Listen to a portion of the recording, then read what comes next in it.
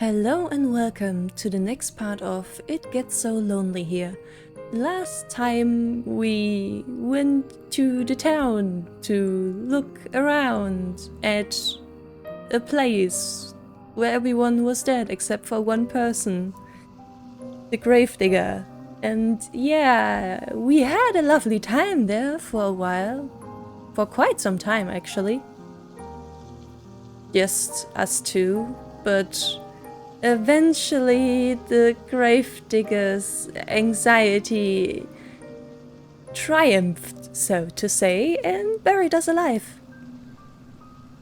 Wonderful times.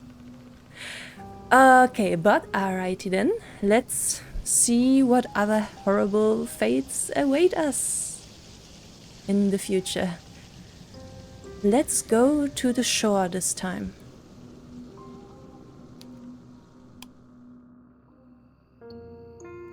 So, you want to go to the shore? Good idea.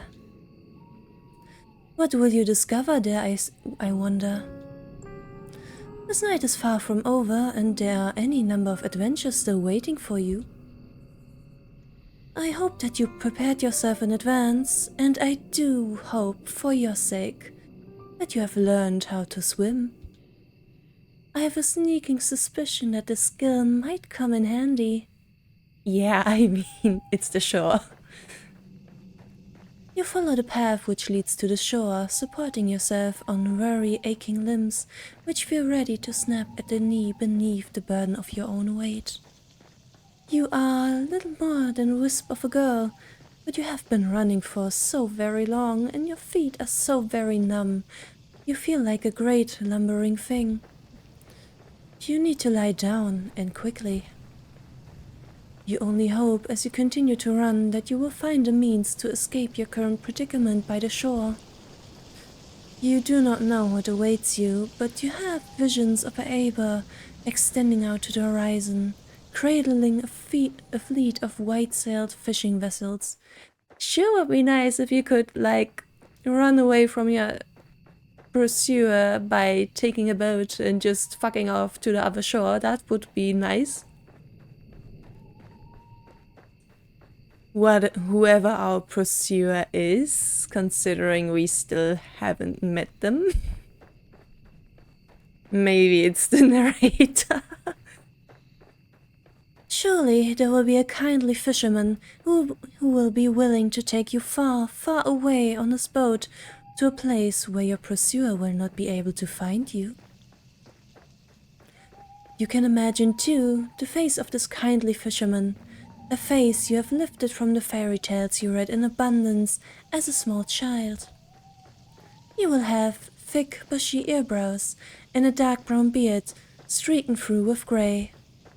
You will look intimidating at a glance, but he will be fiercely protective of you, just like a father. You do not know what fathers are supposed to be like. You are only imagining. It is your imagination, however, which grants you the strength you need to keep going. You run to the shore. It takes you some time before you finally emerge from the woods, but finally you do it. How much time, you ask? I cannot answer that. Did I not say that time had begun to lose all its meaning? The forest is behind you now, at least, and all the awful nightmares that lurk within it. It is still cold, though, and still foggy. It is still dark, too. The sun has yet to rise. You can see the moon more clearly now as it hangs above your head, round as any pearls or orb or crystal ball. The moonlight shines down upon the vertiginous cliffs, which plummet sharply downwards to an array of sharp, spiky rocks below. You felt upon escaping the woods to a degree of hope, but the sign of those weather-blasted cliffs gives you pause. You inhale, then you frown. Now, what do? You did not think this plan of yours through very well. Not that you had much in the way of a plan in the first place. There's little in the way of civilization here, The cliffs are far from the village. How far? You do not know, and you cannot see any houses. Where exactly will you rest your weary head, and what of your weary legs? Fitfully, you look around. There's nobody to your east, nor is there anybody to your west. There's no point in looking south, that is the way you came, and when you look to the north, the world falls away from you. The cliffs are too steep to scale, and it is too dark. Naturally, there is not a soul here to help you. You are on your own. You feel so overwhelmed, you could very well cry. You do not cry, however. You know that tears have never helped anyone. You got yourself to this mess. Now you need to get yourself out of it. It is with this thought in mind that you inhale a lungful of salty oceanic air. Then you begin your exploration in earnest. You keep away from the edge of the cliffs, afraid you might slip and take a sudden, unfortunate tumble into the abyss below. You are not as attached to your mortal body as some humans are, but you do not want to die. You still care for yourself, if only a little. And it is this sense of self-preservation which compels you onwards. You glance this way and that, depressing the tall grass beneath your shoes, as you search for a place of shelter. Surely there must be somewhere. You cannot see any likely-looking settlements, but what is that over yonder? Could that be a roof? Well, it is a small-looking something. Something, at least, a roof over your head. You hurry onwards, hope budding anew in your heart, until at long last you reach your destination. There is a house after all, out here in the wilds, though it doesn't at a glance look very welcoming. The solitary house that you have discovered, not so far from the cliffs, is rather unremarkable. It is so small and quaint, you cannot imagine it contains within it more than one floor. You cannot even imagine that it contains much more than one room. Though it is dark, it is not dark enough to mask that the cottage has something of a slant to it. It is leaning listlessly to one side, like a drunken sailor. The thatched roof, meanwhile, which tops this dwelling, has certainly seen better days. There's a hole on the thatch, there are several holes in fact, and parts of it look particularly bare, almost bald. That is rather concerning. Should it rain, you will not be properly protected from the elements. Can you really stay the night in such a place? You have some misgivings. Do you have better options than this right now? But do your misgivings matter, really, when there's nowhere else to go? It is not as though you have any other options, indeed. It is with a sense of defeat, therefore, that you approach the cottage, which sticks out of the earth like a tombstone. Part of you wants to turn back, but you know that would be foolish. The windows of the cottage are dark, but that does not necessarily mean it is empty. It is rather late at night, after all. Whoever lives here, if indeed anybody does live here, might be asleep. You cannot imagine the owners of this cottage will appreciate being roused so very late at night. You cannot let yourself worry too much about these small details, however. Otherwise, you will never get anywhere. You swallow. The taste of the salty sea breeze is pungent in the back of your nostrils. Then you rub the knuckles of your right fist on the door. You rap quietly at first, but you do not hear any resulting shuffling inside the cottage. Perhaps you did not use enough strength. Emboldened, you rap your knuckles on the door for a second time, more loudly this time. You wait a few moments, but still you cannot hear anything. Perhaps the cottage is unoccupied after all. You knock for a third time, then wait. The third time is, as they say, the charm, but for all that, your knocking goes unanswered. Well, nobody can say that you did not try. More intrigued now than anxious, your fingers find the handle of the door. You pull it down and, to your surprise, it yields easily. The door swings back for you, as if by magic.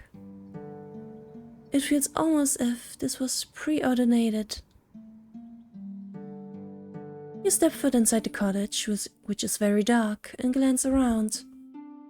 It is hard to see, given the lateness of the hour. The cottage's interior is about as inspiring as its exterior. Yeah, probably abandoned. Which is to say, not very. It is every bit as small and as cramped as you fancied when you observed it from the outside.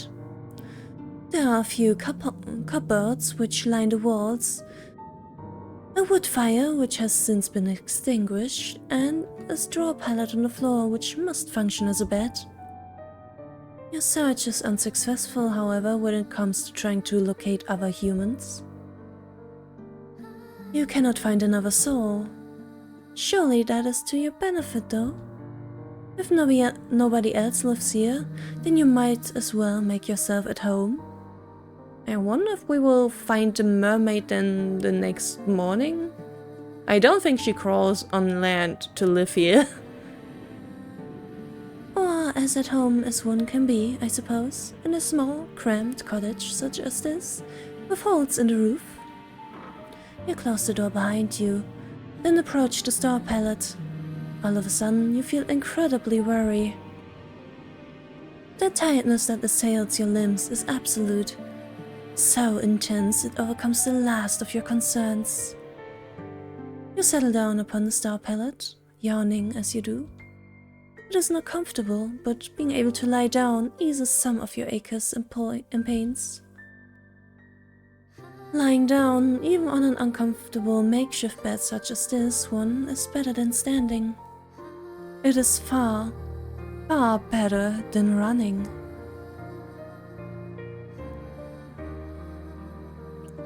Your eyelids fall shut, your lashes melting together. And soothed by the sounds of the wind and the distant rolling of the waves, you fall asleep. Then you begin to dream. It is not uncommon, of course, to dream. The best and the worst of us do it, from queens in the castles to peasants sleeping on the straw. Why, who's to say that all you have observed tonight has not, in a sense, been a dream of its own? Would that make your nighttime fancies, then, a dream inside a dream? Perhaps our dreams are empty, full of things stacked inside one another, like wooden dolls. Is that not a whimsical thought? How very droll. Your dreams, however, cannot be called whimsical, and neither are they particularly droll. They are not pure fabrication, as dreams sometimes are, fleeting fancies which can never come to pass. Your dreams are of a rather more audacious sort. In your dreams you are at the conservatoire, with your red hair tied back into two prim proper braids. You are walking through the courtyard, clutching your books to your chest as you make your way to the library. Your head is bowed, as to not look at the faces of your passing classmates. You do not want to meet their eyes. These girls with the sensible braids and the sensible shoes are merciless. You hunch your shoulders together, in this dream of yours, so to not draw their attention, but alas, it is not enough. You stumble, clumsy thing that you are, and fall, and just like that, all eyes are upon you. They are staring at you. They are laughing at you. You lay there on the ground by the fountain, your books scattered and your skirt in a woeful state of disarray. Your knees hurt. Is it bleeding? You examine your injured leg, trying not to cry, and as this transpires, you hear a voice. One of your classmates is calling out to you. She has acknowledged you.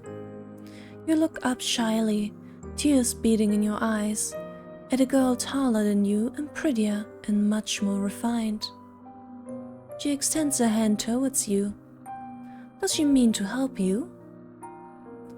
It cannot hurt to try, can it? Hesitantly, you reach out to accept her offered aid.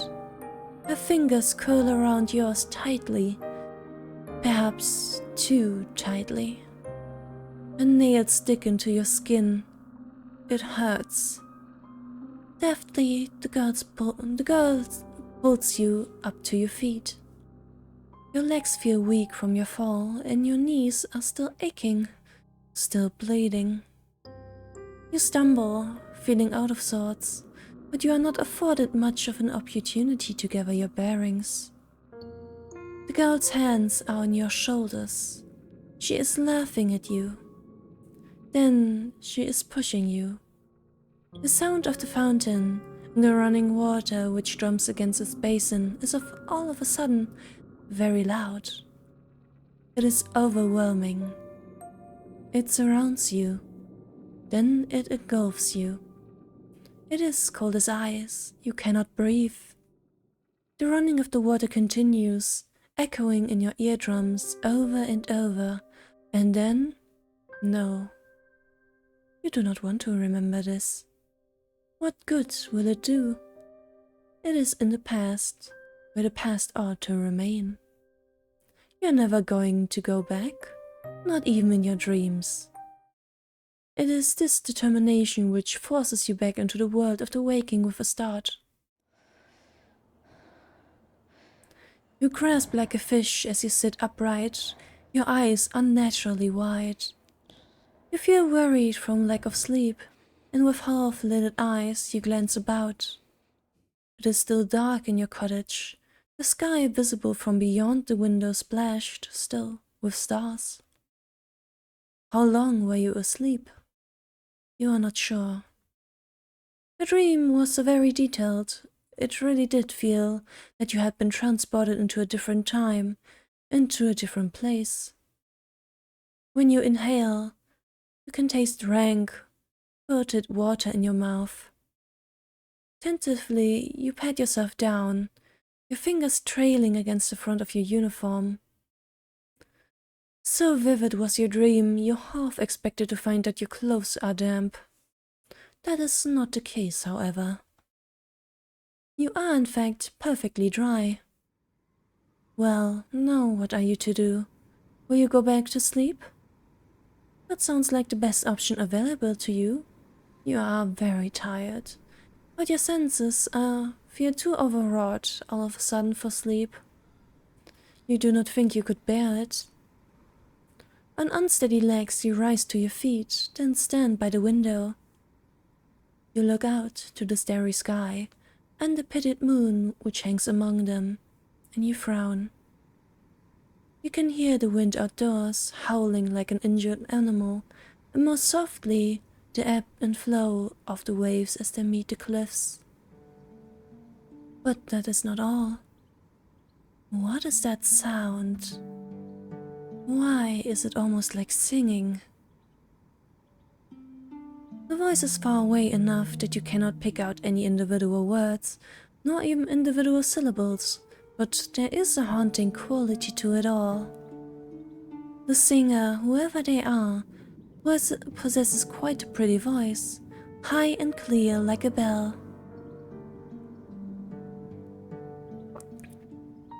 The song is a melancholy one which stirs your heart. Curiosity takes root inside you, as it did during that fateful day you found that book in the library. Logically, you know you should not go outdoors to seek the source of that singing, but emotionally? That is another matter altogether. You really should have learned your lesson by now. You should know better than to go sticking your nose into business which does not concern you.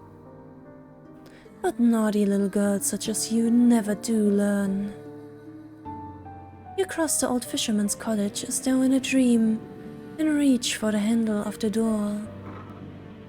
The handle depresses easily enough beneath your grasping fingers, and the door opens with a click. The rest of the world yawns before you, framed in the doorway, all of it bathed in moonlight. You thought it was cold inside the old cottage, but it is colder still now that the door is open. An unpleasant wind rushes forth to meet you, knifing mercilessly through the fabric of your uniform. You look across the cold, inhospitable landscape, your fingers clenched into fists at your sides. Then you step out into the unknown. You canvass the cliff's face, led by nothing more than luxurious singing.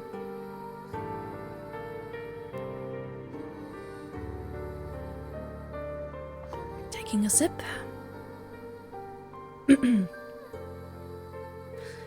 So haunting and ethereal is this voice as it hangs on the breeze. It would be enough to send 1,000 ships off to war. Hui. So I'm guessing we're gonna meet the mermaid, or rather siren then, now? Maybe? You keep walking into the night until you reach the very edge of the cliffs, where they drop downwards into empty air. You ought not to go any further, but the voice has yet to cease. You can still hear it, echoing inside your head. It compels you to act. You look down at the shore, which seems like a dizzying distance away, and out to the ocean, which is breaking against the scattered rocks below. Your eyes narrow with determination. Then you take a step towards the cliff. These cliffs are steep and the rocks below them are sharp. Oi oi oi. You can see them glinting in the darkness, the tips jagged like the teeth of a hungry predator. The cold wind blows, rocking your hair, and you shudder from it. Your shoes were not built for scaling cliffs, and your heels do not have much in the way of purchase, particularly not when the cliffs are so steep. Clinging to the cliffs is no small feat, yet you are determined to ease yourself down onto the shore, in one piece, preferably. The wind is so powerful, it feels as though there's something deliberately malicious to it. You wonder during your descent if it means to knock you off your perch on purpose, to cast you down to the rocks below. Well, if that is what it wants, then you refuse to give it the satisfaction. You can be awfully stubborn at times, and now is one of them. You continue to climb. How long have you been at it now? Until at long last your feet meet the shoreline below. You have made it, and you did not sustain too many injuries. Your palms are throbbing, yes, after gripping those rocks, and you might have a few cuts, but your wounds are of a shallow and superficial sort. Things could have been worse. You flex your fingers. They feel uncomfortably numb and cold alongside it. Your skin is prickling, but at least you can still feel discomfort. At least it is still attached to your bones, where it ought to be, your vital organs concealed within the hollow cavity of your body. You have a lot to be thankful for. This night has, by and large, been quite successful. There are no longer any obstacles between you and the mysterious voice which lulled you outdoors. Now you must find them. You set off down the shore, on the hunt of the singing voice which has captivated you so. You sidestep sharp, jagged rocks, which jut out of the sand like teeth. The rocks which cannot be circumnavigated, meanwhile, you clamp over. All the while, the sound of the sea mingles with that of the singing. It provides an ethereal, haunting backdrop to your exploration, one which further adds to the surreality of your moonlight stroll. The waves lap against the shore and recede shyly, pushed and pulled by the bleached white moon which hangs overhead.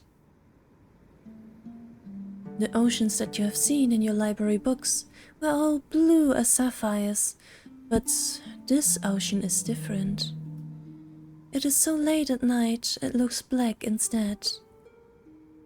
The undulating surface of the water reminds you of a mirror, though.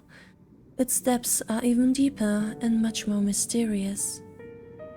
A sense of foreboding settles upon you, but you try to squash it. You will not let yourself be afraid. Ah, there she is! There she is! You round a corner, your feet unsteady in their sensible brown shoes, and then at long last you see her. There is a woman sitting upon a rock out in the ocean.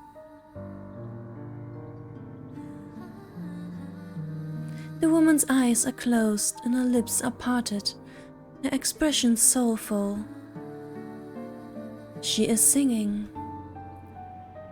Her hair, which is fair, flutters around her face like a shroud, which adds to her otherworldly aura. Her eyes might be closed, but her lashes are long and luxuriant like a doll's. Her lips, meanwhile, which are parted in song, are soft like the freshly plucked petals of a flower.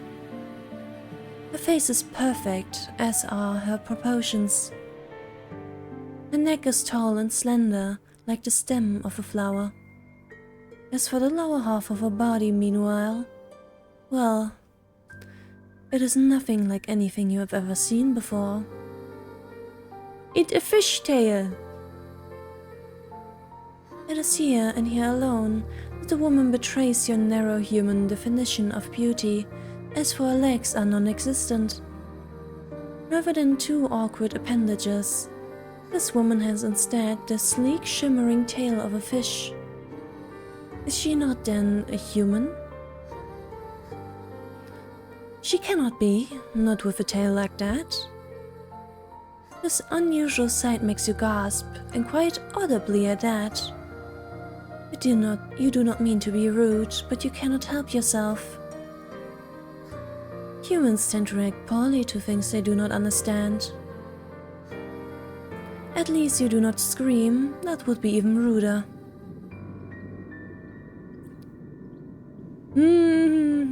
A voice for you, a voice for you.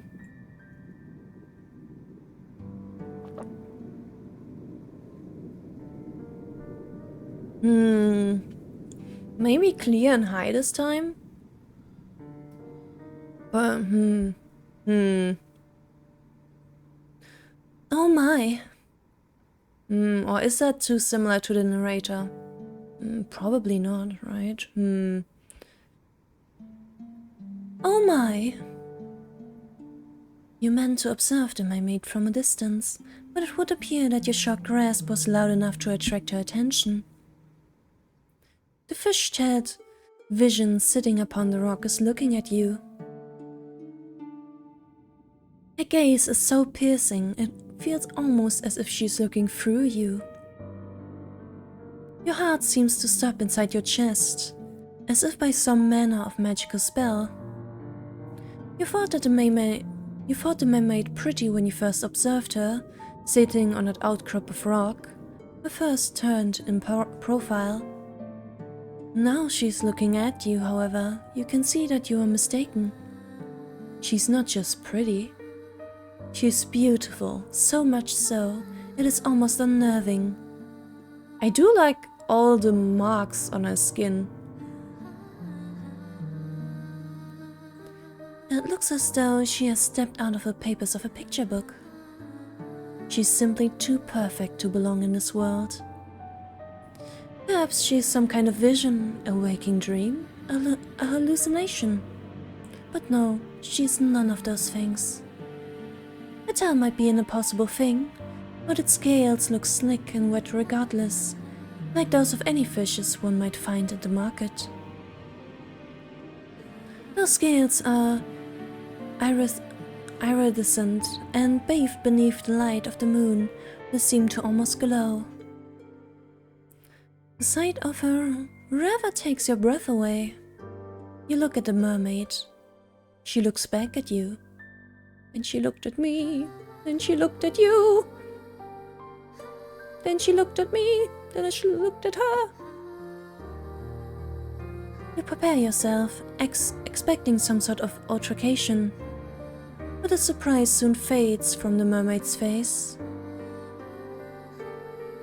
Her lips, which once were pursed in a frown, now shift upwards. She is smiling. She says in a refined sort of voice, My, it really is good to see a human again, particularly a human girl. I was beginning to fear that your kind had all disappeared, and I would no longer have anybody left to tell me of the world above the waters.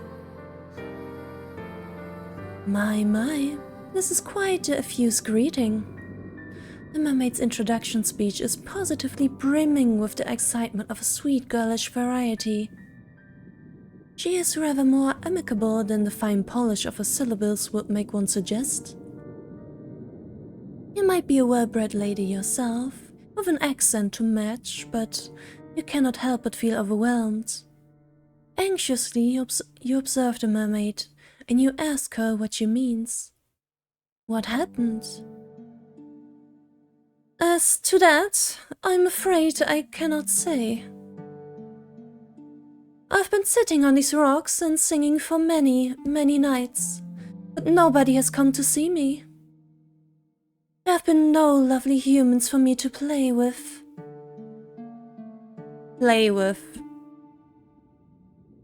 I was beginning to wonder whether your kind had disappeared altogether. I feared some manner of calamity had occurred while I was slumbering beneath the water's surface, and your kind had been eradicated. You shudder, then reassure the mermaid to the contrary. You do not know about the humans that she used to speak with, but you, at least, have not been eradicated. You are still here. Well, yes, I can see that. The mermaid answers with a light laugh. It really is a relief. My fellow mer-people who live beneath the water told me not to worry, but I could not help myself. I've always been fond of you humans. It was rather sombering sitting here night after night, all on my own. It gets so lonely here. Another title drop. Now that is an interesting turn of phrase. It catches inside your head like a burr. Have you heard it before?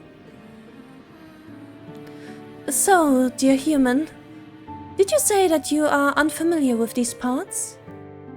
Hesitantly, you examine the mermaid. Thoughtless though you may be, at times you are not so very self-centered that you cannot detect the note of longing in the mermaid's voice. It is evident as she looks at you that she is hoping for a particular answer to her query. This answer, alas, is not one that you can furnish her with. You do not want to lie to her. It is after some hesitation, therefore, that you reaffirm your earlier words, though this time you embellish them. You tell the mermaid that you are a traveler from far-off land, one which is very dissimilar to this one. It is not a complete fabrication. You tell her that you only just arrived by the shore, and you are unfamiliar with both your immediate surroundings and those further afield. If there's a village nearby, then you have never set foot in it. You do not know what this village is like, nor how many inhabitants it boasts. You do not know if a calamity, as the mermaid grimly supposed, has struck this land? Well, when we visited the village, there was talk about a plague, so I would not be surprised if any human working and living by the shore was also hit by that as well. Yeah. But if she fears all the humans within the immediate vicinity have been laid low by some mysterious malady, then she needn't worry overly on that score. You are still alive. Are you not, you wonder, enough to satiate her curiosity with the human realm? Yes, that is true. You are here. I'm grateful, naturally, for your company, although... Wistfully, the mermaid sighs. I was rather hoping you might be able to bring me some news of the nearby village and of its inhabitants. This makes you wonder. Was there a particular person from this village she was close to? So you were able to work that much out? The mermaid answers with a small smile. You are an intelligent one, aren't you? Your past professors would beg to differ on that score. You were always awful when it came to academics, mathematics in particular. I am good at math. Weehee. I'm not very good at German, on the other hand. Like that, which is my first language. You could never get your head around all those numbers. Your stern, stony-faced math professors used to despair in you, but she is not here. None of them are here. It is just you now and the mermaid, and she does not need to know about your dismal academic record. You allow yourself a small smile, touched by a compliment, and tell her that it was nothing more than a lucky guess. For a guess, it was remarkably accurate. You are quite right. I did have a close friend from the nearby village. She was very dear to me. Internally, you congratulate yourself on this piece of detective work. Well, unless your friend is the gravedigger, which I don't suppose so, then, yeah, sad to say, but your friend's dead. How very clever you are. There are many humans in this world, of that I know. The human who spoke with me, however, was special. She was my human.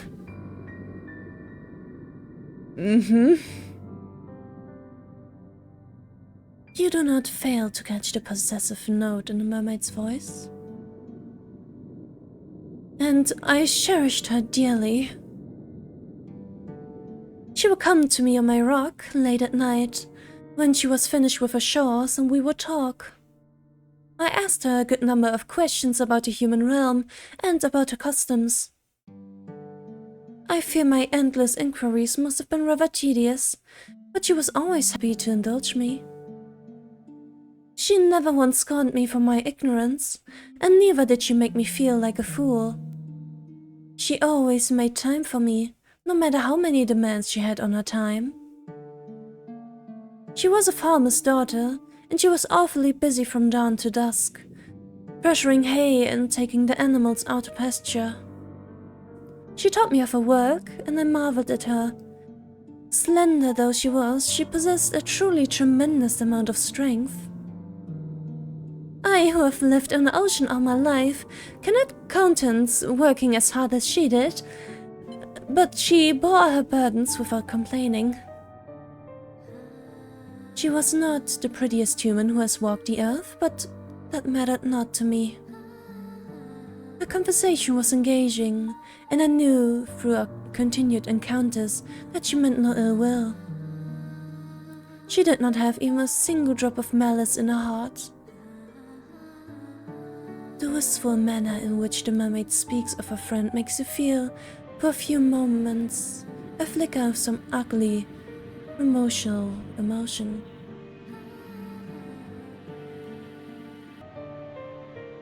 Could it be jealousy? It is painful, isn't it, to hear others wax poetic about those they hold dear, particularly when you yourself have never been regarded in so intimate a manner. You have for many, many years been woefully alone. But you are not alone now. You are with the mermaid, and she is with you. And though she might prefer to be in the company of an industrious farmhand, the farmhand is not here. Where did she go?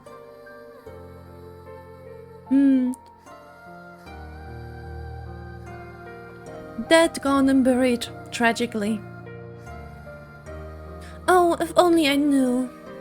She quite simply disappeared one day, almost as if she had been whisked away by a wicked spirit. That seems like quite an anticlimactic ending for such a close relationship. Did the farmhand not tell her companion before that she might one day disappear? No, she did not. Nothing of the sort happened. It was all very sudden. So you asked, feeling affronted upon by the mermaid's behalf. Did she not give you any warning? Not a single one.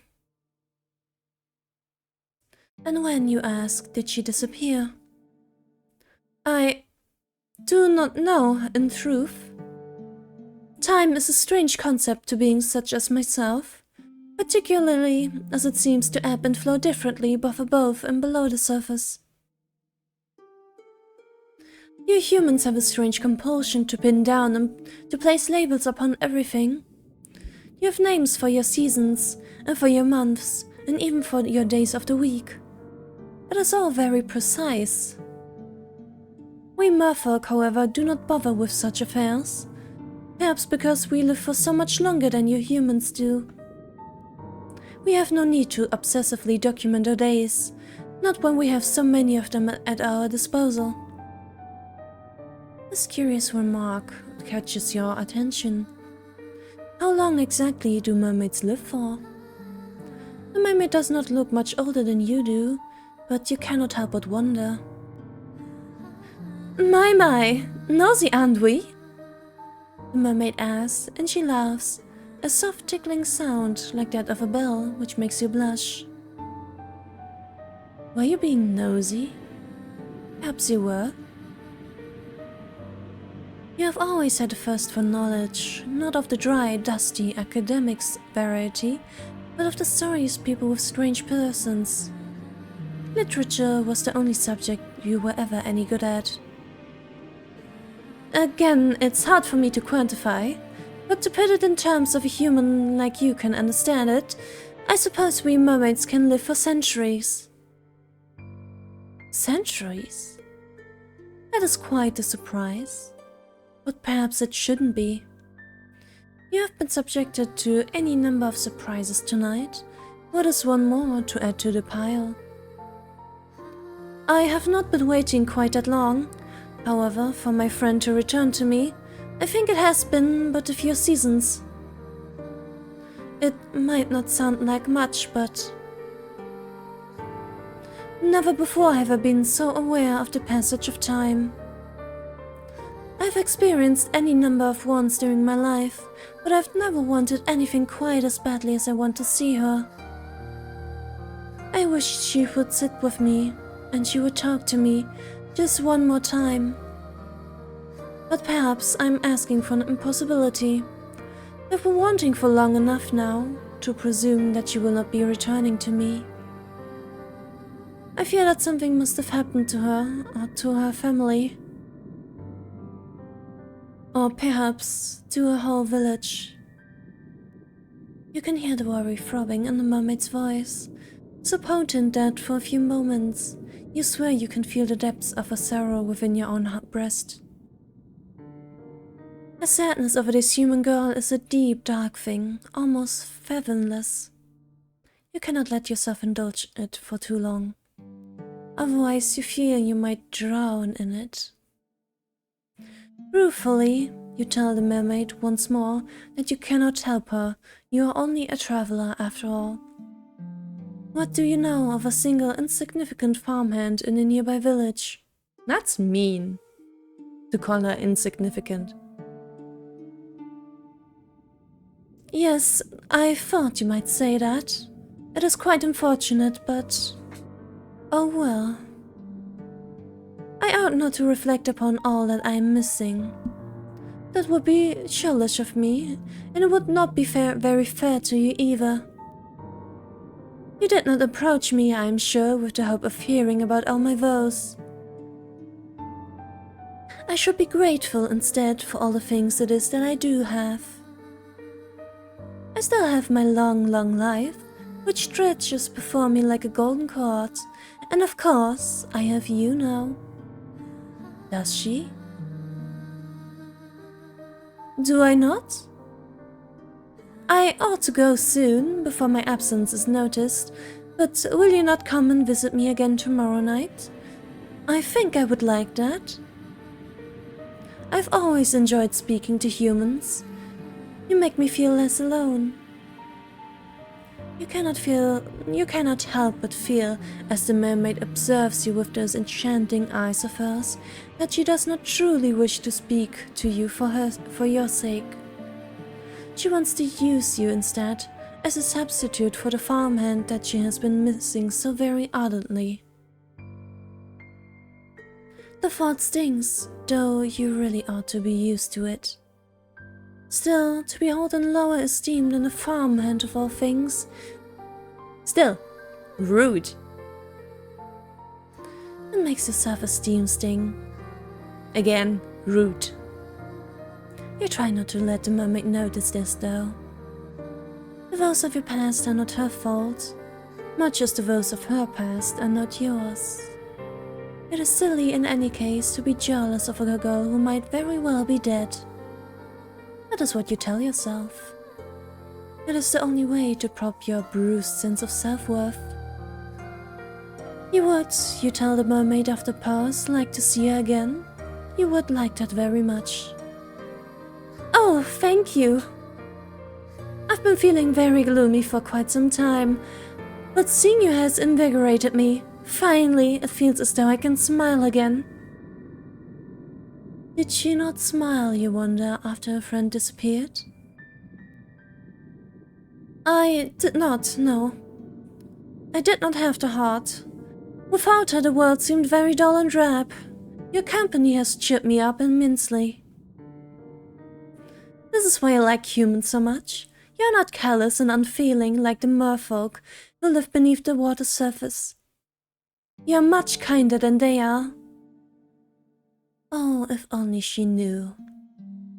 If the mermaid was aware, I wonder, of how petty you are and how jealous, would she still care for you? Well, that is neither here nor there.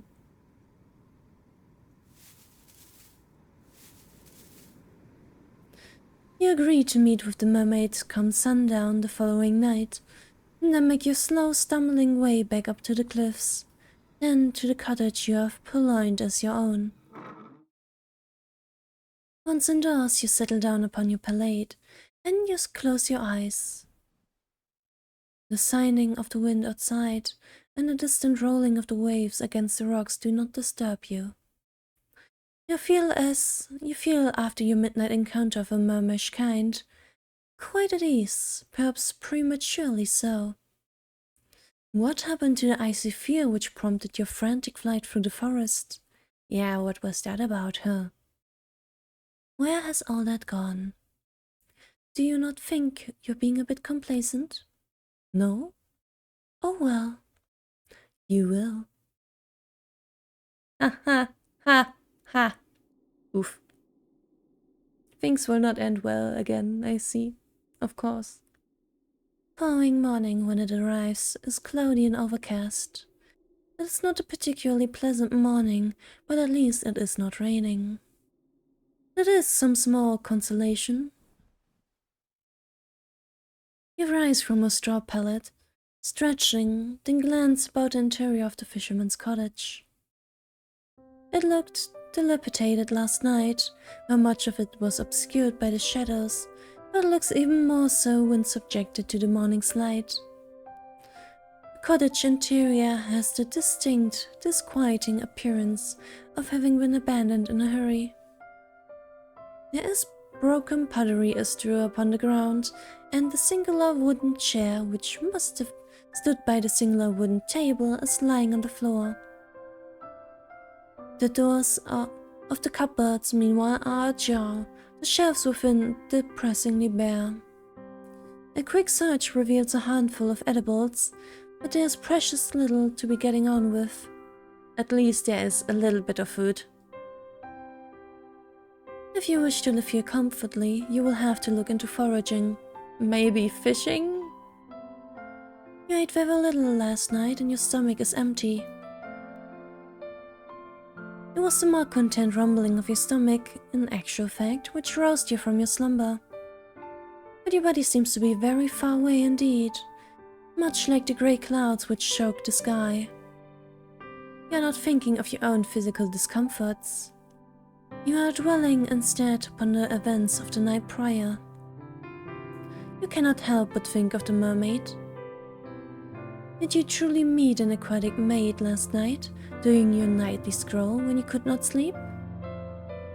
It sounds unreal, especially now that the sun has risen and the shadows from the night prior have dispersed. You cannot quite believe it. It must have been a dream. But why then can you recall it so very clearly? You help yourself to the scant food and drink available to you, and all the while thinking of your next course of action. Now, what are you to do? You plan, of course, to return to the shores come nightfall, so that you might once again see the mermaid, but the night will not arrive for quite some time.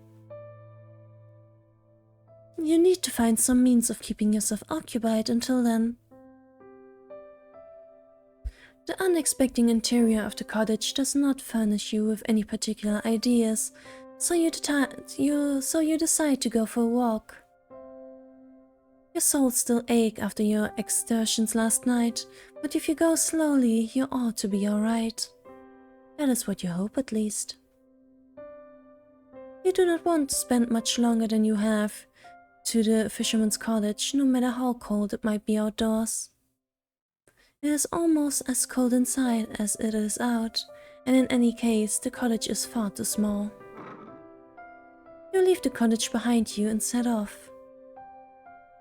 You do not know where exactly you are going, but you suppose it does not matter overly much. You do not have any particular destination in mind. Your meanderings lead you to the cliffs, which are steep and sharp.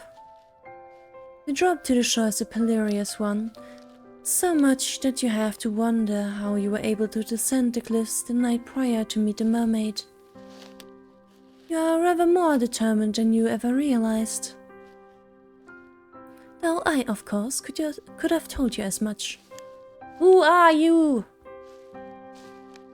You are surprisingly capricious for such a small, slender human. You walk along the side of the cliffs, keeping a sensible distance away from the drop to the shore.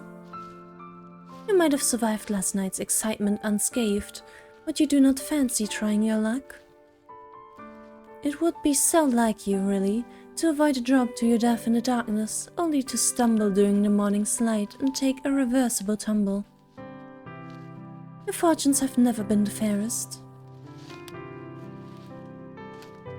Your meanderings along the cliff reveal to you all manner of curious flora. You thought the night prior that the cliffs were weather blasted, but you can see now that your assumptions were incorrect. There are flowers here, very warm and bright, like the sun's light during the summertime. Or you think, with a flush of pleasure, the fair hair of the mermaid whom you are certain you spoke to last night. These flowers are so very like her hair, it is uncanny. You step towards the flowers, drawn towards them, and sink down to your knees. The tall grass brushes your ankles like a caress, the morning dew wetting your skirt. Your clothes are getting damp, as are your legs, but you care not for this minor discomfort. You have just had an idea. Why not make a gift for your new friend? You sure have priorities, girl. You sure have priorities. You are sure she would appreciate it. Why would she not? She told you in a voice which was steeped with the lore that she had been feeling lonely. You want to see her again? And when you see her, you would like to make her smile. It is with this thought in mind that you begin to pick the flowers which are growing upon the cliffside. These flowers do not have any thorns, and the delicate stems snap easily enough between your fingers.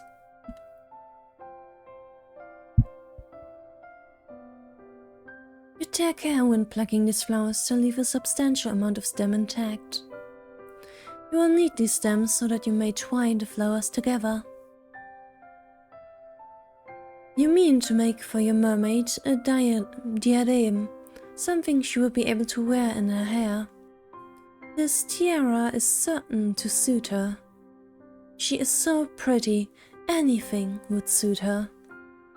You continue to work, slow and steadfast, as the weak sun shines. It takes time, but you are eventually able to fashion something you are satisfied with. You only hope the mermaid will feel similarly, if indeed she really does exist. Carefully, you pocket your makeshift diadem and then decide to forage for some food. You discover during your search some fruit trees whose sweet burdens are enough to fortify your spirits. For the present, at least. It is fortunate, really, that you are so excited about your moonlight rendezvous with the mermaid. If you were less focused upon the future and dwelled more in the immediate present, you might have more of an appetite. The emptiness in your stomach assuaged, and you return to the cottage where you mean to wait for the setting of the sun. There's very little to do, you soon discover, in the cottage other than checking the cupboards and sweeping the floor, occupations which both feel depressingly pointless. There are no books to read either, with which you might pass your idle hours. You do, however, busy yourself with trying to light a fire so that you might ward off the cold. The time is horribly slow in passing, in part because you have precious little to do, but also because you cannot stop thinking of the mermaid. Will she really return to the shore as she said she would? Can you truly trust her? Oh, you hope that you can. If she were not present at your designated meeting place, you think you would die from disappointment. The seconds continue to tickle by, unchecked by any hourglass, and as they do, the sun sinks beneath the horizon. Part of you worries, however, that it might still be too early to search for the mermaid. Will she be there yet? You sit there, your stomach tight in anxious knots, and as you listen to the wind which buffets your windows, you hear it. The sound is faint, but you recall it well from the night before. There's a single, solitary voice outdoors, tempest-tossed amidst the roiling waves. The voice is a high, clear one, silvery, if indeed voices can have colors, like a finely polished dinner plate in a noblewoman's home. The voice belongs, of course, to the mermaid. Who else do you know with a voice as angelic as that? Relief begins to bubble up inside you, a relief so potent you feel dizzy from it. She did not abandon you after all. Why, you wonder, did you ever think she would? She said she wanted to see you. Did you think that was a mere nicety? Buoyed as if by a gentle breeze, you hurry to the door. With trembling fingers, they are trembling, I presume, from excitement rather than fear, you seize the handle and then turn it. You step out into the dark, inky night. You walk towards the cliffs as you did the night prior, beneath the cover of the inky blue sky, the wind moaning fitfully with every step you take. The souls you ache from your expedition a day prior, but you are able to ignore the discomfort. It seems irrelevant, really, when compared to the prospect of once again meeting the mermaid. I wonder how will things go badly this time. You have known her for only one night, yet she has come to mean more to you than your own well-being. You would do anything for the mermaid if she asked for it. Well, almost anything. You hurry down the sharp incline of the cliffs to the shore, almost stumbling in your scuffed brown shoes, which really were not built with rock climbing in mind. So frantic are you in your attempts to once again make the mermaid's acquaintance, you very nearly fall. It is a good thing that you still have enough sense about you to regain your footing. Otherwise this tale will come to a premature ending. Aye. Eventually you make your way onto the shore, then approach the jagged outcrop of rock where you last saw the mermaid. Like the night prior, the mermaid is perched upon these rocks, her fur hair strewn about on her shoulders. When she sees you from across the shore, she ceases her singing and the lights light up. Or at least they seem to. "So you have returned to me, my hero," the mermaid says, and then lightly she giggles. "Or perhaps my heroine?" Her praise makes you blush. You do not feel worthy of it. Nobody has ever called you a heroine before. You do not even think of yourself as a heroine. If a story were made about you, you rather think that you would be a supporting character, one without her own voice. You are not interesting enough. Well, our dear protagonist doesn't seem to have a voice, so yeah, you are kinda speaking over, or rather for her, dear narrator. The maid seems to think that you are, though. She's staring at you delightedly, as though you are the one person in the world she most wishes to speak to. The thought makes you tremble, but not as much as the mermaid's gaze. You tell the mermaid that you do not think that you are so very brave, but she dismisses your awkward remark with a laugh. "I think you are. I saw the way you scaled those cliffs. I thought that was very heroic." "True that." Oh, so she saw that, did she? Then, did she see how you slipped down the cliffs, grazing your palms in the process, and how you very nearly fell? You have never been the most graceful of girls, but to have your failings exposed before being as poised and as perfect as the mermaid, it stings a little bit. More in fact than the resultant case on your palms your clumsiness wrought you.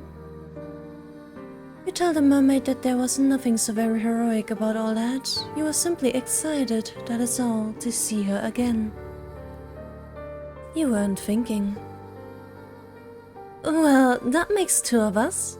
I was excited to see you again." She was? "Naturally. I had a very good time speaking to you last night. I had hoped that we might resume our correspondence. This is why I came to you on the rocks. This is why I came to the rocks a bit earlier than usual. I was waiting for you." "Did you hear my song?" "Yes," you reply, with a nod of your head. You heard it all the way to the abandoned cottage. It called out to you. "That was the general idea. I was singing for you." She was? You do not think that you are worthy of the mermaid's song, but if she does not mind dedicating her voice to you, then... "Well, who else would I be? Who else would I dedicate my voice to? There's nobody else to hear me." That is a good point, you suppose. Shyly, you look back at the mermaid. You thank her for her song, it was very beautiful. Then tell her before you can lose your nerve that you have prepared a present for her too. Oh, have you really? You have. It is a small thing, nothing more than a silly trinket, but if it would not be too much of an imposition, then... With clumsy fingers, you reach into your pocket. For a few moments, you fret that your near fall down the cliff might have damaged the delicate chain nested within it, but your worries are in vain. The chain is surprisingly sturdy, given it was made with only a few flowers, and has held firm against the odds. You handle the chain with great care, all the same, however, as you hold it out, presenting it for the mermaid's appropriation. It was for the mermaid that you fashioned this chain. You thought that it would look nice nestled in her hair. You were pleased with the chain when you first made it, but after looking at the mermaid you have begun to reconsider. The mermaid's beauty is otherworldly, so much so, it almost hurts to look at her. The flower crown, by comparison, seems a very meager offering indeed. The longer you hold your gift out, the more unworthy it feels. You have half a mind, as the seconds elapse, to snatch your silly, wholly unworthy gift back from the mermaid before she can judge you too harshly. But the mermaid's lips curve upwards into a smile, and in a voice so full of gratitude it makes your heart throb, she says, "Oh my! Did you make this to me? Did you make this for me?" "Well, yes," you reply, still feeling a little flustered. "You saw these flowers earlier when you went for a walk, and they made you think of her. Not," you hasten to add, "that you think her beauty is comparable to these flowers. They are far inferior when contrasted with her good looks. You simply thought..." You are unable to get the rest of the sentence out, however, before the mermaid interrupts you, not rudely, but with something resembling compassion. Perhaps she pities you. She must be able to hear how your voice is trembling. Can she also see the way your hands tremor? Oh dear. Faint heart never won the hand of a fair maiden, you know. What happened to all your confidence? Did this girl ever have any confidence in her life? Because I don't think she ever had confidence in herself. "I think your gift is a wonderful one. I did not at all expect it, but it is really pretty." You look at your feet, too shy to meet the mermaid's gaze. Then you say very quietly that you are glad that she thinks so, but she does not need to spare your ego. You have precious little of it left as it is. The mermaid seems touched by your shyness. Perhaps she likes her prey to be self-conscious, because she smiles. "I'm not simply saying this to spare your ego. I'm not like that. Humans might spout platitudes as easily as they breathe air, but I do not compliment others unless I truly mean it. Is that not the point of speech? To have an honest dialogue with one another? If one party is in a conversation, is withholding their true intentions, then conversation is impossible. Playing games is a waste of my time, particularly given my time above the surface is so very limited." Oh. You blush at this, more deeply still, and survey the mermaid beneath the full fringe of your eyelashes. Then she really does like it. Did I not just say that? You humans are so very funny. With, what, all of your second guessing. She was like that too in the beginning. She? My friend? The mermaid's answer is a simple one, but it makes your stomach clench regardless. Ah, yes, her friend. How could you have forgotten about her? She used to make me gifts too, you know. Gifts like this one. She would pick flowers on the cliffs over there where I cannot tread. Is this route gonna be accidentally walking in the shoes of the friend, always being compared, and then but yeah, how do we die then? But well, I must say the gravedigger didn't exactly seem like the killer type too, so who knows how this is gonna go. The mermaid gestures with one hand to the cliffs, which tower above the shore, tall and imposing, as though to snap the sky above. And she would fashion them into crowns like this one and bracelets. Yeah, wrong voice. And she would fashion them into crowns like this one and bracelets. I was appreciative of her tokens, though she was similarly shy when she first presented them to me. She did not seem to think very much of her handiwork. You and her are remarkably similar, really. There's no guile in the mermaid's voice, but the words have rather taken the wind out of your sails. Of course, the cowherd gave the mermaid gifts. Why would she not? The mermaid is beautiful.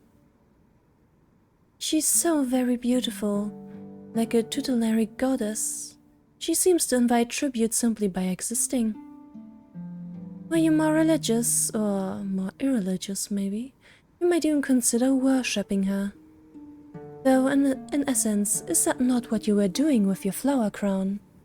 How silly of you to think that your idea was an original one. I might be accustomed to gifts, but it has been a long time since any human has bequeathed me with anything.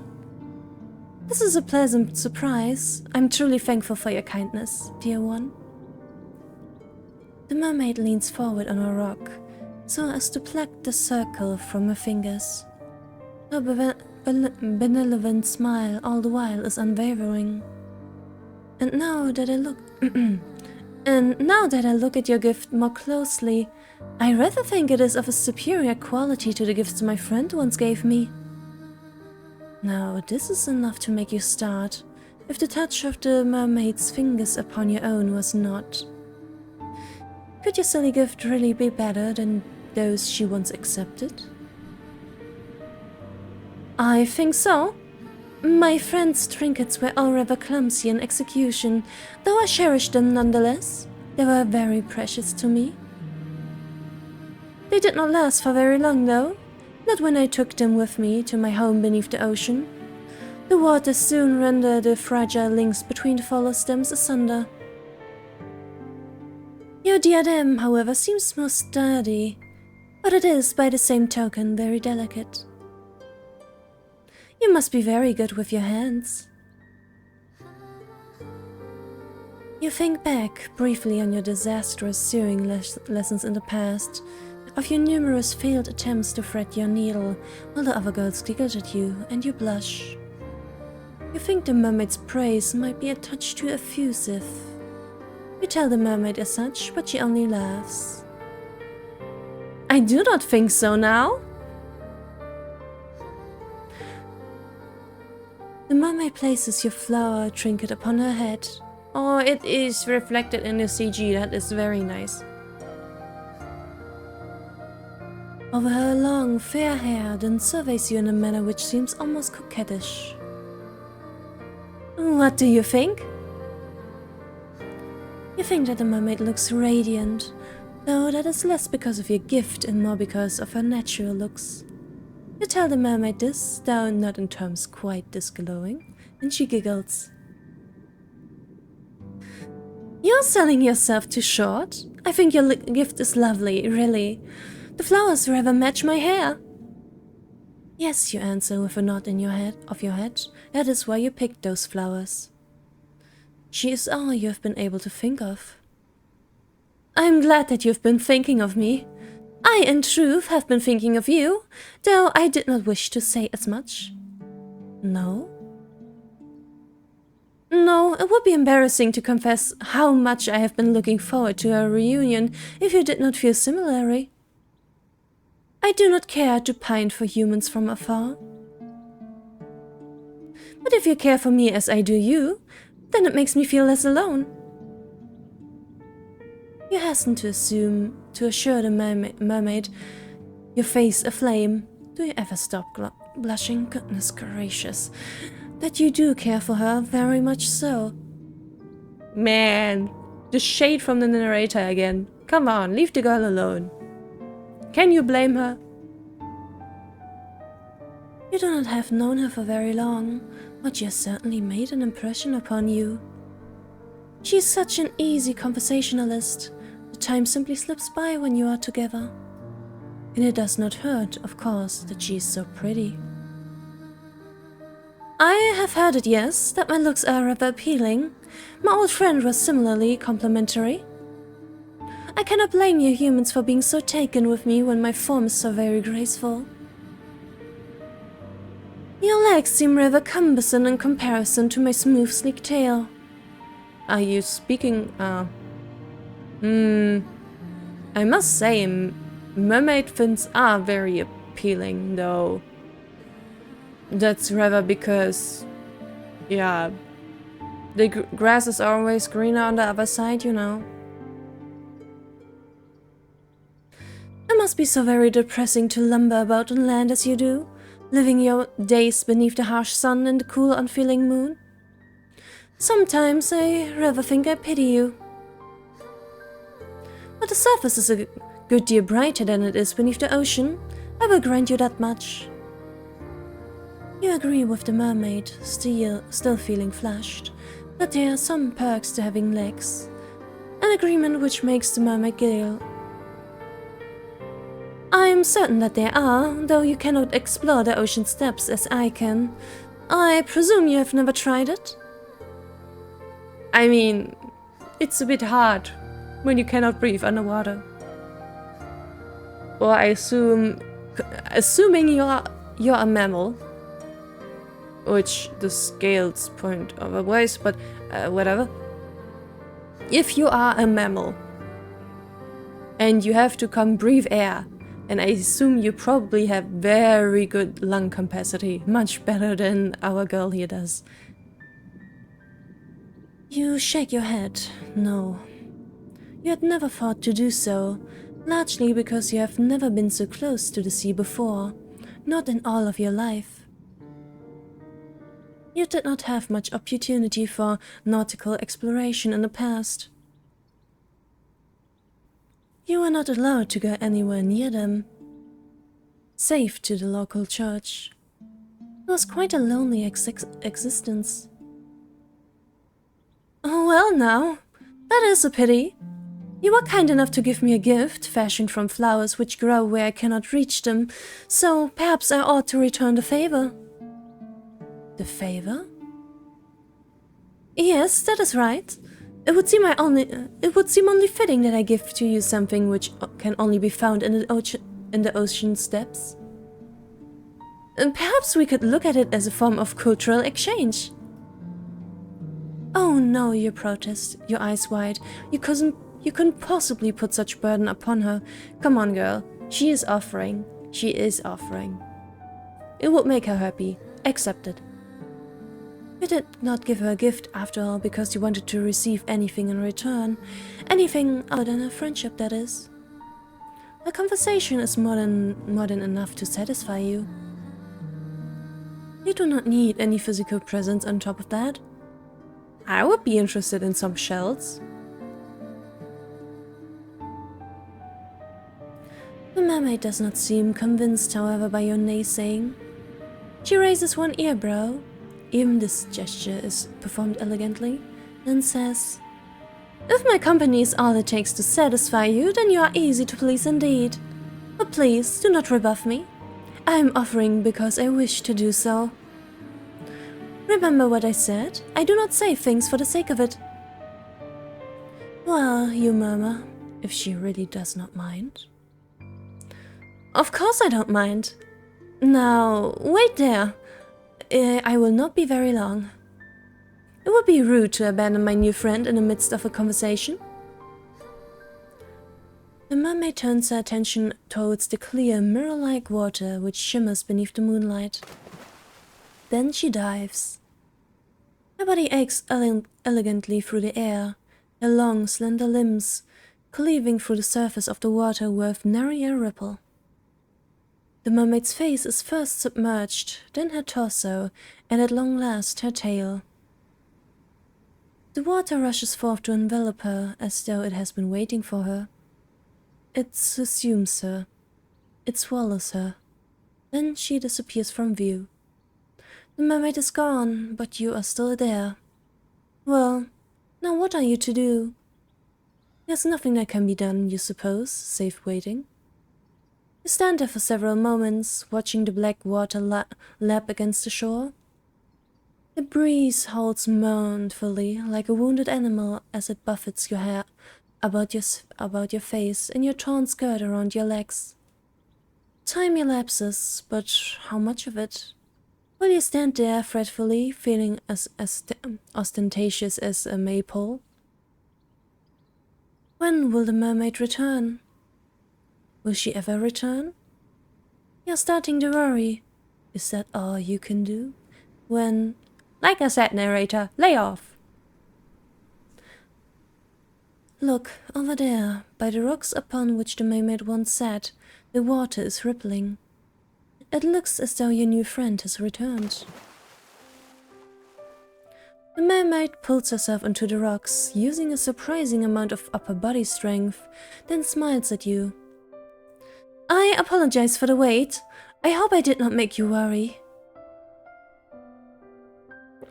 Taking a sip.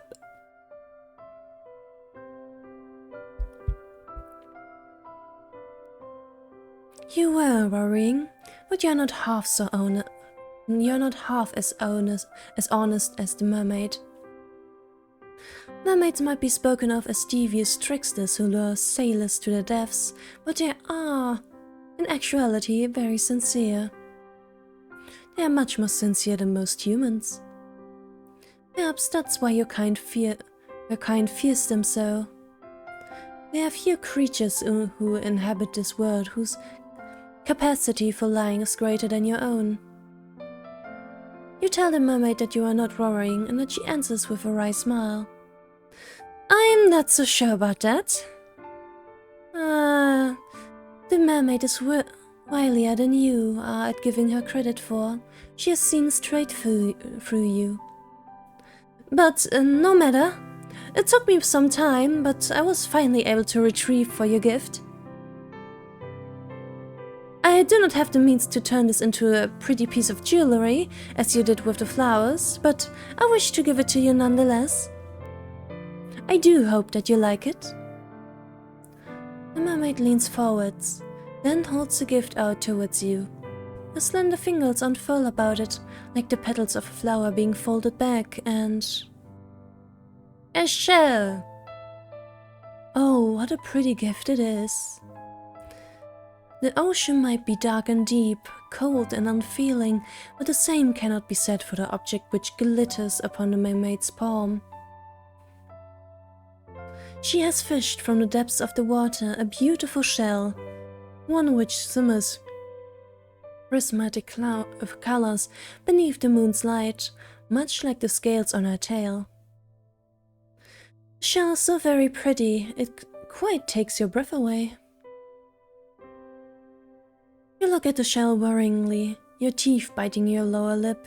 That is a bad habit, you know, you will make yourself bleed. Then ask the mermaid if this is really alright. Would a gift like this not be wasted on you? To be fair, this gift of hers is probably less effort than what you did. Finding something versus like making something by hand and so forth. So don't be silly. Of course not. I want you to have this shell because it makes me think of you. It does? How so? I thought it should be obvious. The shell is a lovely find. As are you. Oh, did she just call you lovely? Surely you must have misheard her. You can scarcely believe it. It is an awful lot for you to take in, but... Now, why are you gawping at me like that? The wind will change, you know, and then your face will be stuck like that, which would be quite a shame. You would waste your good looks, which, for a maiden such as yourself, would be nothing short of a tragedy. It seems as though the mermaid really does think you are pretty after all. The mermaid with a smooth skin and a fair, fair hair. You can scarcely believe it. There's something almost laughable about the mermaid's compliments. How could she call you pretty when her looks are so immediately, obviously superior? She still has eyes, you know. She still has eyes. Tongue-tied, you look to your feet. You do not know how to reply to the mermaid. You have half a mind to refute her words, to tell her that you are not that pretty, not really, but you fear that you might look rude. You do not want to rebuff the mermaid's well wishes. There's nothing for it then than to take the shell which the mermaid retrieved from the ocean steps for you. You do not think that you are worthy of it, but neither do you want to refuse it. Now, that is a surprise, the mermaid says, amused, as you reach for the shell. I did not think that you would be bold enough to take it, not without more coaxing on my part. You've exceeded my expectations. What a good girl you are. Ay, ay, ay, ay, ay, ay, ay. Pulling out the good girl talk.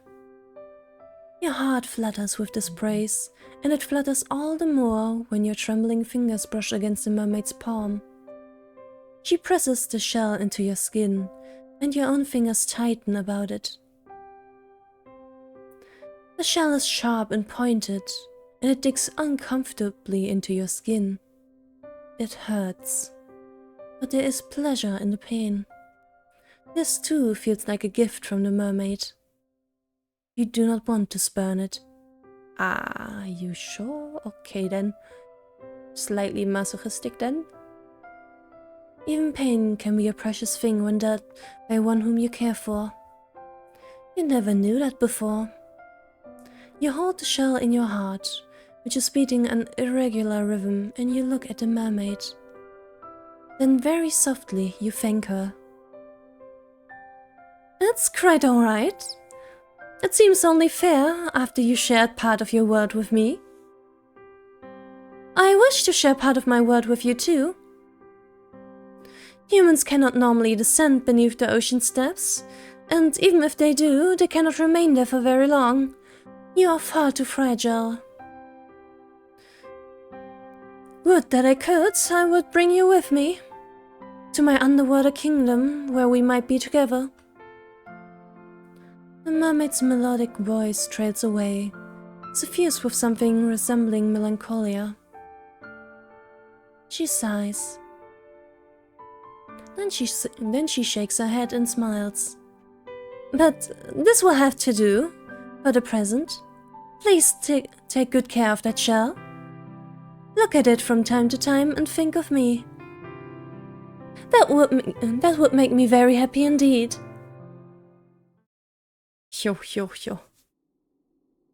The days pass, following the nightly encounter with your aquatic acquaintance with an almost intolerable slowness. You endure the hours of sunlight as best as you can by going for long, bracing walks amidst the heather, foraging for berries and fruits among the hedgerows. Sippy?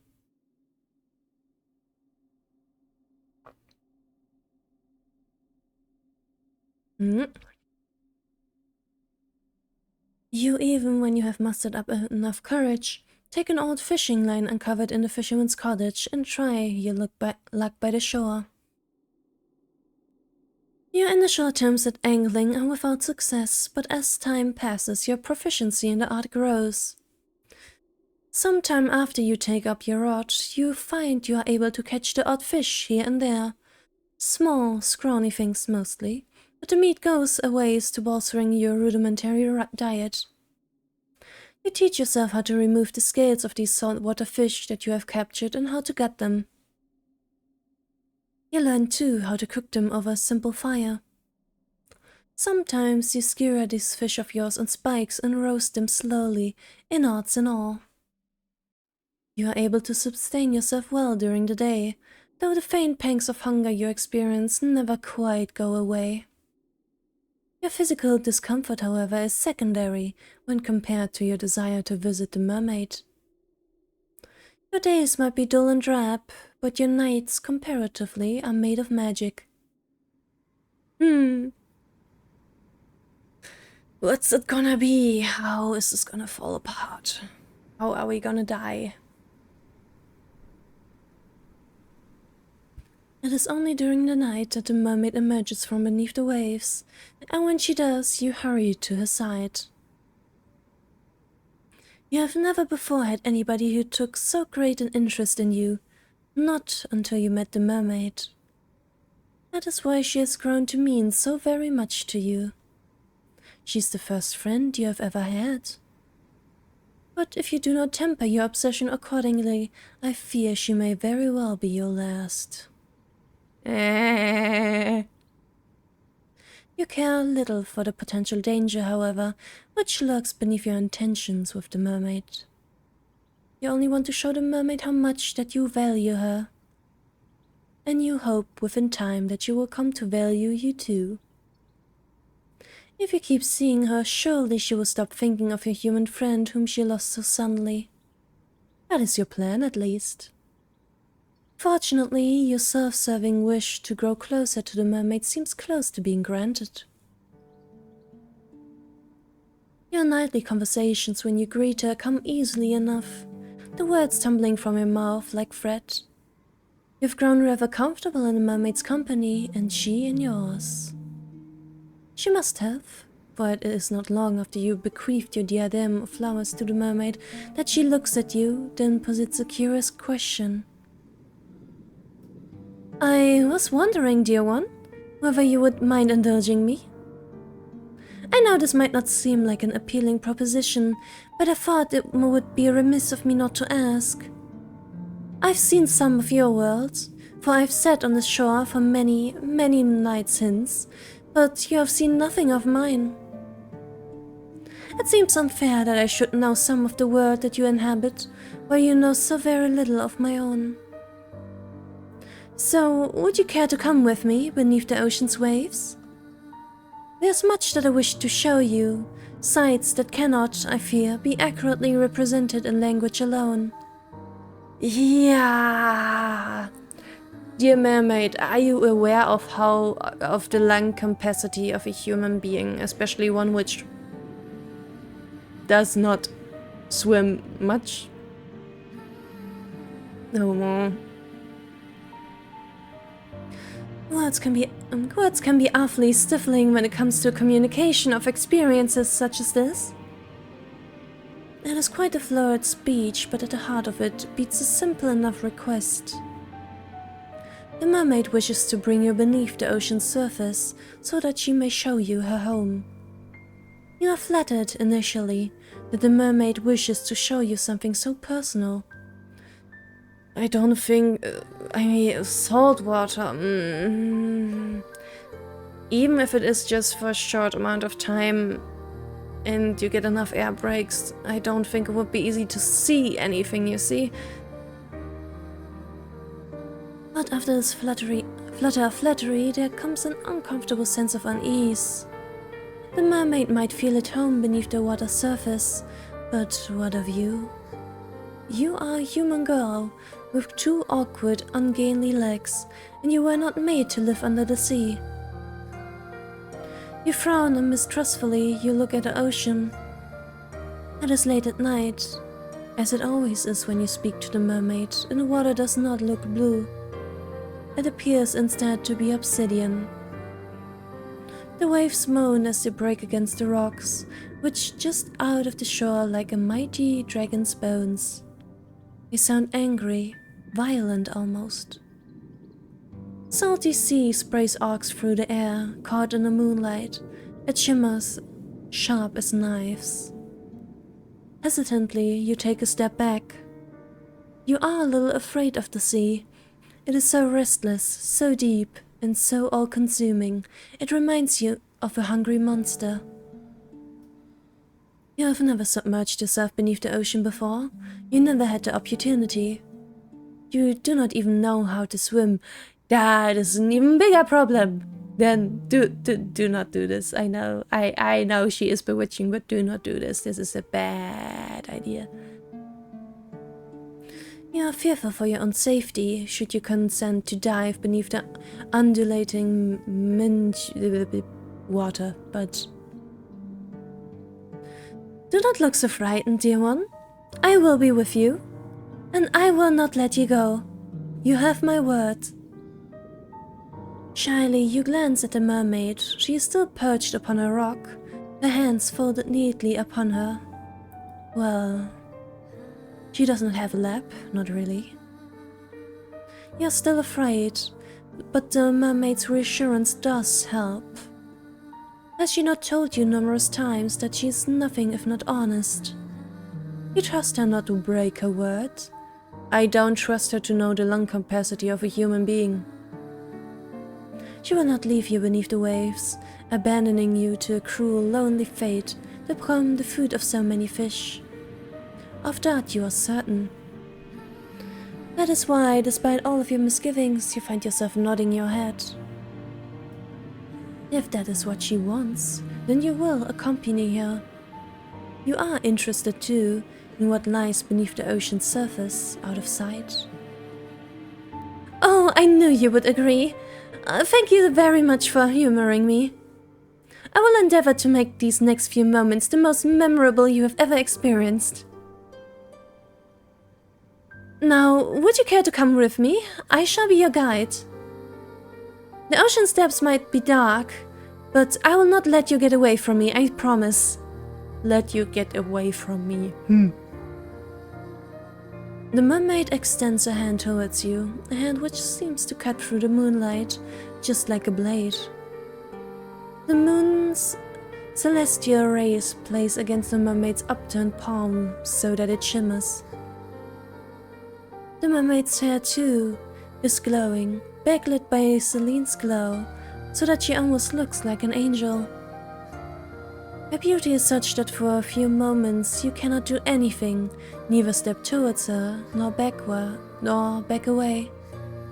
You feel frozen in place, rooted into the sand, like some shore-growing tree. You do not understand why the mermaid has taken such an interest in you, but an old adage does occur to you. You ought not to look a gift horse in the mouth, or ignore the pleas of a graceful, dignified mermaid. That's how you get eaten. You reach out, your arms shaking like the skinny broad of an ancient tree, and find the mermaid's hand with your own. The mermaid's fingers curl about your own. Her nails, only now you notice how sharp they are, digging into your skin. That reminds me of the dream you had. Though the mermaid herself looks very soft, her grip is surprisingly strong. You do not think, if she willed it, you would be able to get away from her. But why would you want to? She does not mean you any harm. Now, let's be on our way. There's much to see in my underwater kingdom.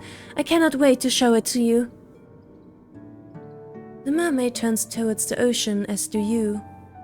A brief moment passes, one during which you allow yourself to stand there, your hand claimed by the mermaid's, as the wind buffets your hair and your skirts. You inhale deeply. The smell of the salt is heavy in the back of your nostrils, so much so you could choke on it. It is not a particularly pleasant smell, but you have grown accustomed to it after living in your tumble-down cottage by the shore. It is nostalgic almost. You have a vague feeling as you stand on the precipice between your world and that of your aquatic companions that you might never again be able to smell the salt in the air like this. This is just a silly supposition though. You are being foolish. Is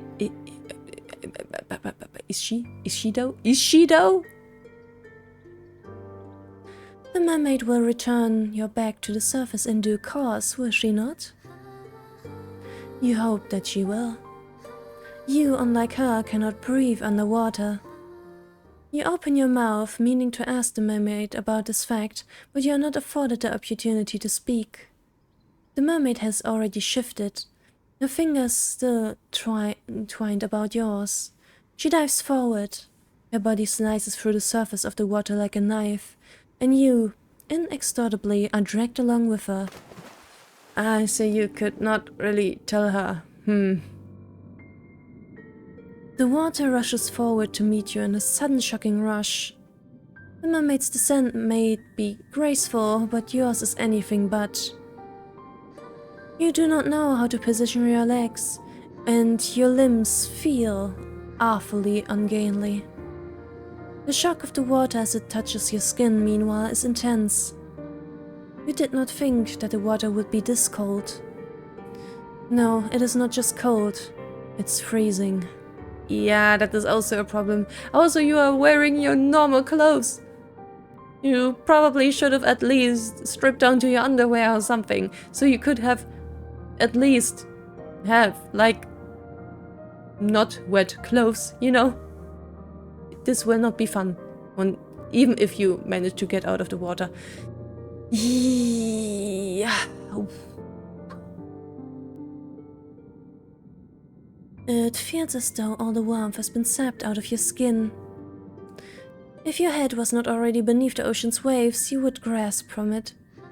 You do not gasp, however. You cannot. You've already been submerged. Your body no longer feels as though it is your own. Your hair is unspooling behind you like thread, and your skirt is fluttering. Your body rocks to and fro, as though being soothed in a mother's arms. It is a curious feeling, but is not wholly unpleasant. If only it were not so cold down here beneath the ocean's depths, you might find it relaxing. It is dark under the surface of the water, yes, but you have not ventured very far, not yet at least, and the glow of the moon cannot penetrate the depths. Your surroundings are illuminated, though faintly, and thanks to this precious illumination you can see the schools of fish swimming about you. The scales all glisten, as they arc through the waves like rainbows. They do not look like life forms. They appear instead to your fairy tale-addled mind to be ancient relics brought to life through some strange arcane sorcery. They are pretty. No, that word is not significant enough. They are beautiful. You did not know, as you stood upon the shore, how very full of life it was beneath the water's surface. You did not know either how very beautiful these aquatic denizens of the waves were. You have never seen fish like these before, not in real life. You have memories, vague, hazy memories of dissecting a fish once in a particular gruesome biology lesson. But that feels like a very long time ago now. You would far rather think on your present than dwell upon the past. But the seconds pass, and as they do, the mermaid continues to swim, leading you deeper and deeper into the ocean's depths. While once you were close enough to the surface that the moon's light could still slice through the water, now it is so very dark you can scarcely see. Your vision is beginning to blur. You can feel an uncomfortable weight weighing down on your inert body. Yeah, I mean, pressure is not exactly a comfortable thing. Even just like going down like 10 meters or something is blah. You can feel it in your ears. It's terrible. You have descended, you realize, with a ripple of anxiety, too deep. Humans were not meant to descend into these depths. The water, once cold, now feels freezing. It caresses every inch of your exposed flesh, as if to sap what little warmth you might still possess.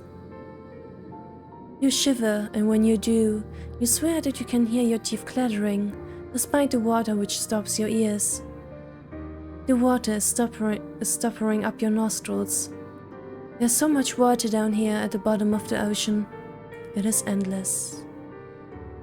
The mermaid might be able to breathe underwater, but you are not so very fortunate. Your body is far less sophisticated than hers, and it requires oxygen with which to furnish your body to continue its strength, not salt water. The thought of trying to inhale the endless water which surrounds you makes you shudder. You would rather not attempt it. You do not have gills. When will the mermaid take you back to the surface? Surely she must know that you have fast begun near your limit. You have been underwater for too long, and it is too cold, and it is so dark now in any event, you cannot see much of anything. I do not think she knows. She probably thinks, oh yeah, I can also breathe above water, so why can't she breathe underwater? Or stuff like that.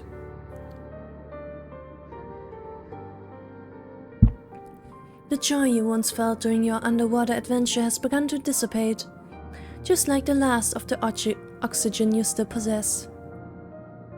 It is time to return to the surface now, but how are you to communicate this to the mermaid? You cannot speak, and she's not looking at you. Squeeze her hand very tightly, repeatedly, like an SOS signal. She is staring instead fixedly at something beyond your comprehension, something far away perhaps in the underwater gloom that you cannot see. Not knowing what else to do, you try to pull your arm free from the mermaid's grasps. You hope that this will signal to her that she has grown too carried away in her endeavors, that she ought to cut short your expedition and return you to the shore. The mermaid does not react, however, to your attempts to escape her. Her grip does not slacken, as you had hoped, from about your wrist. It is in fact quite the opposite. It feels as though she is gripping you more tightly than she was, as if to prevent your escape. And why would she do that? Maybe if you manage to use your other hand, tap on her hand? Warm? You tap on the mermaid's shoulder to get her attention, a gesture which prompts her at long last to turn. Her fur hair billows about her, suspended in water like a shroud. Then she says in a calm, measured, incredibly reasonable voice of hers, "Yes, dear one, what is it?" If you could, you would open your mouth to reply to her, but alas, you are a human girl, not a fish, and you cannot speak underwater. Any attempt to do so will accomplish naught, save filling your pretty little mouth with water. The mermaid really ought to have considered that before she started to ask you questions. But your comfort seems to be the last thing on a mermaid's mind. She smiles at you gently, delicately, then says, "I understand. Being underwater for so long must be beginning to take its toll. Do your lungs feel like iron? Are they heavy?" So she does understand your woes. You might not be able to speak, suspended as you are in the dark, murky depths, but communication is not wholly impossible. You nod your head empathetically, hoping that this will be enough to make your distress apparent, but... "Yes, that will happen. It's a natural part, or so I heard, of drowning. Not that I have ever had the opportunity to experience it for myself."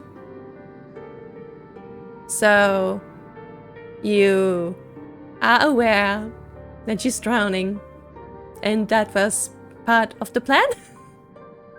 Oh, yeah. I'm incapable, you see, of meeting my demise in such a manner. Now, what was that? What could she mean? "I mean," the mermaid answers, can she read minds? "That this was calculated upon my... This wasn't calculated act upon my part. Forgive me, dear one, but the moment you consented to sinking beneath the water with me, your fate was sealed." Oh. Ah, so you really are probably gonna eat her or something. Your lungs will be flooded with water soon enough, then you will die. It is not a very pretty way to go. You needn't worry about your corpse bloating, disfiguring, or being eaten by fish though. I will take very good care of it, I promise. Ah. In death you will look lovely, almost angelic. Is that not what you always wanted? No. You do not know what a mermaid thinks it is exactly that you want, but you think she is laboring under some severe misunderstandings. You would like to try and correct her, you do not want to die, but of course you cannot open your mouth. What a pity. Well, at least it saves me the effort of transcribing your dying pleas. I doubt they would be particularly interesting. Man! Come on, narrator, you are being so mean. If you want to know why I'm doing this, then I would not mind obliging. I have no secrets to keep from you. Other than the secret perhaps that upon your first meeting she nursed within her cold fish heart a desire to bring about your watery murder. You might have liked to know that before you agreed to sink beneath the ocean surface with her. I'm only doing this because I have no choice. The other girl I liked, after all, the one whom I adored, disappeared. She went away and was never again afforded the opportunity to see her. You remind me of that girl, though you do not look much alike. You do not act very alike either. But you are both humans, despite your delicacies, have no shortage of determination. How your kind is able to live when your lifespans are so very short, and you are susceptible to very many diseases is a mystery to me. Though my lifespan spans eclipses your own, I am far sturdier, and I cannot help but marvel at the tenacity of you humans. I know that if I were as fragile as you are, I would not be able to exist in this world. I would be far too afraid. I would see my own death lurking behind every corner. Just as you can see your own death looming before you. It is not very far away now. You can feel it coming closer and closer, enclosing its cold, icy fingers around your throat. You humans are incredible. I cannot help but respect you, weak and pitiful though you are. She respects your tenacity so very much she wishes to extinguish it. That does not make very much sense. Perhaps my words are confusing you, but makes perfect sense, to me at least. My beloved cohort left me. I do not know where she went, or what happened to her. Perhaps she was murdered by bandits, perhaps she contracted a horrible disease, perhaps she simply fell and cracked her skull. I do not know. I will never know. For many, many days and many, many nights, her disappearance tormented me. I could not help but wonder how it came about, but there were so many possibilities I could not imagine all of them. This thought terrifies me. It still does. That is why I'm going to take you to my underwater kingdom with me. There we can be together forever. Nothing will be able to tear us apart then. I will brush your hair and I will dress you in the finest pearls found from the bottom of the seabed. And apparently you never cared about talking, I see. You only want to look at them, I see. It will be very lovely. Much, much lovelier than any sort of miserable existence you might be able to eke out above the water. In my citadel, you will never be attacked by bandits, nor ravaged by diseases. You will be quite safe, I promise. Quite safe, yes. And quite dead too, surely. Well, yes, that is the only unfortunate aspect of my plan. She considers your death nothing more than a mere misfortune.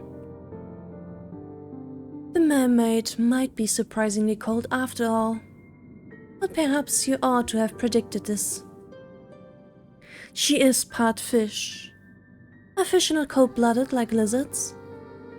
You probably learned this at some point during biology class, but your lessons are beginning to feel very faint and far away now. Your body is beginning to fail you. You cannot take much more of this. It is a necessary sacrifice, though, if we are to be happy. I am doing this, you know, for both of our sakes. I do apologize for tricking you, but please, try to understand. I really have been lonely. You would be more inclined to sympathize with her, perhaps, if her loneliness was not ushering you to your inevitable demise. But you are too preoccupied with your dwindling reserves of oxygen to fear much in the way of anything for your captor. You can feel the pressure of the water against your eyes. They are beginning to ache. Perhaps you are crying, you do not know. The water masks much of your anguish. You have been drifting underwater for almost 3 minutes. It is a remarkable long time to go without any air. Your vision is beginning to cloud. Your surroundings already dark, look darker still, unpleasant and obscure, and not at all like the paradise the mermaid promised you. The pain of being suffocated, slowly, is far stronger and far more oppressive than the sensation of the mermaid's hand wound tightly about your arm. Is there no escape for you? The prognosis, I'm sorry to say, is grim. Your fate, as the mermaid said, really was sealed the moment you met her, luxuriating on those rocks beneath the moonlight. But you will forgive me if my sympathy is limited. You did bring this upon yourself, you know. You reap what you sow, and in your case you made a series of bad decisions which led to your untimely demise. Now, what do you want to do? Will you accept this fate of yours and rest in peace, or will you try to fight against it? Let's fight.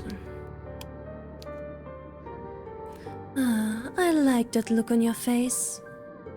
It is a look full of determination.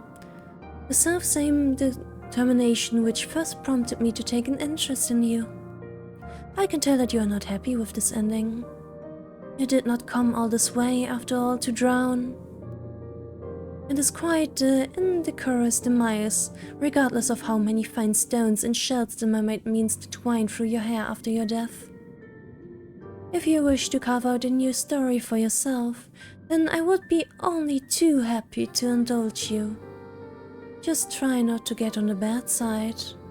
The good side of any homicidal night this time. The drowning of fair maidens is something of a cliché. Your fate is once again in your hands. Now I wonder, which path will you take? And we are back again. We are back again. Ooh. Man, these girls have issues.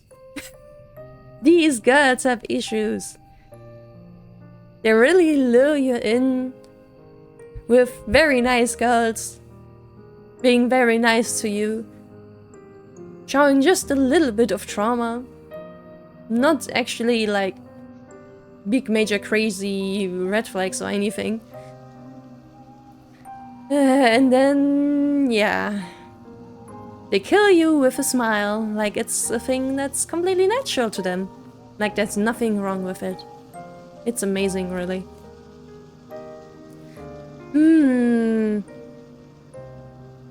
It's hard to say, though. I don't know if I like the gravedigger or the mermaid more. Both are actually pretty sympathetic. Though I suppose I prefer to die by the mermaid. Drowning to death is a lot faster than like being buried alive and then suffocating in the coffin. So I would prefer the underwater death. That is very much better. You lose consciousness before you actually die. It's still very uncomfortable, but at least your suffering is shorter. Yay. Anyway, then I suppose next time we shall go to the castle and see which demise awaits us there. What kind of crazies will we catch this time? So then, until then, bye-bye!